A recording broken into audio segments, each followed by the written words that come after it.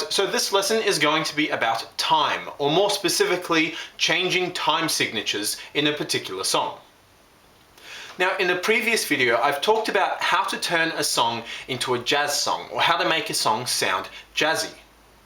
And I covered things like reharmonization, or adding passing chords, or embellishing the melody, or things like that. But I didn't talk about time. Now, time is also very important in jazz, and it shouldn't be neglected. You can make a song sound more jazzy just by playing around with the time signature. Now, most jazz songs, and in fact most songs in general, are written in 4/4 time.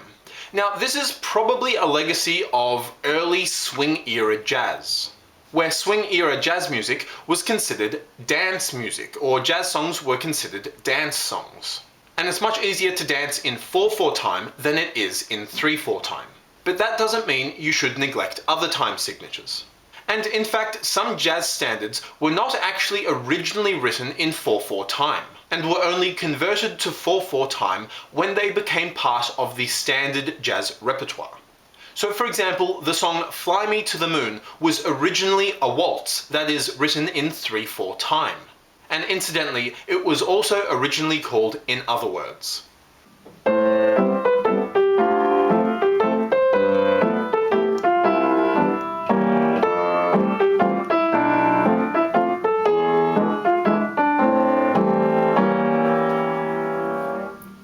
But of course, you can't swing to a waltz, and early jazz was all about swing. So when Fly Me to the Moon was adopted into the jazz repertoire, it was changed to 4/4 time.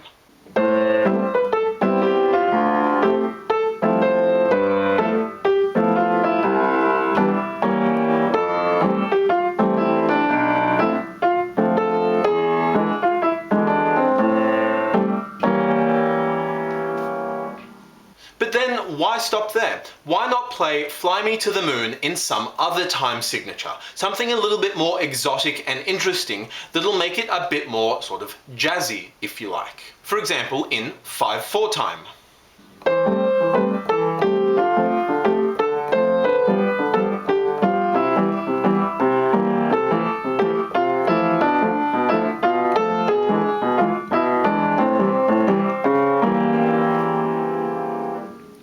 Right, so that was in 5/4 time, sort of 1, 2, 3, 4, 5, 1, 2, 3, 4, 5, 1, 2, 3, 4, 5, 1, 2, 3, 4, 5. Right, and so on.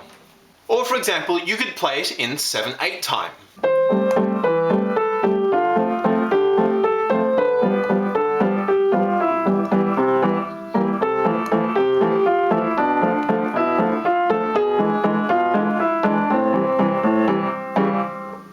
Right, so 1, 2, 3, 4, 5, 6, 7, 1, 2, 3, 4, 5, 6, 7, 1, 2, 3, 4, 5, 6, 7, 1, 2, 3, 4, 5, 6, 7, and so on. Right, so I haven't changed the chords and I haven't changed the melody, so it's still very recognizable as Fly Me to the Moon.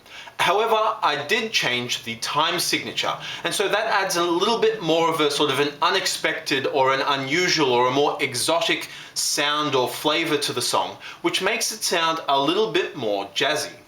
Now, the jazz pianist Dave Brubeck loved to play around with time signatures. And in fact, I stole his 5/4 chord pattern from the song Take 5 when I played Fly Me to the Moon in 5/4 time. So definitely check out Dave Brubeck to hear his sort of interesting take on time and time signatures. His song Take 5 was in 5/4 time, Pick Up Sticks was in 6/4 time, Unsquare Dance was in 7/4 time, 11/4 was in 11/4 time, World's Fair was in 13/4 time, and Blue Rondo a la Turk is in 9/8 time. And then try this for yourself. Pick a jazz standard and change the time signature to something else, whether it's something common like 3/4 or 4/4 or 6/8 time, or something more interesting and exotic like 5/4, 7/4 or 9/8 time. And it's also great practice to play in unusual time signatures because it is a little bit challenging at first. Cool, so that's it for me. That's another little idea that you can employ when either playing existing jazz standards or when taking an existing song and trying to make it more jazzy, as well as reharmonizing it and adding in passing chords and things like that, try changing the time signature and see how you go. Again, thanks for watching guys, and see ya.